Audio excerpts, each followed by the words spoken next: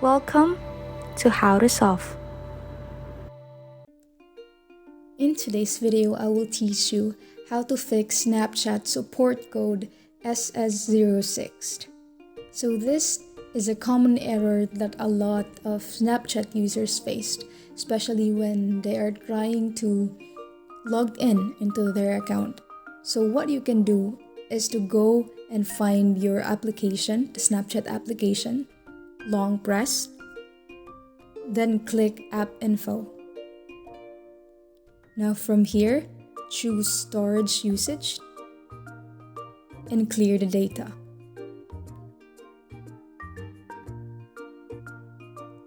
Now once you've done that, go into your Play Store and make sure that your Snapchat is up to date. So when you reopen your Snapchat, that code problem, SS06, is solved. And that's just it. Please like and subscribe for more content. We'll see you in the next one.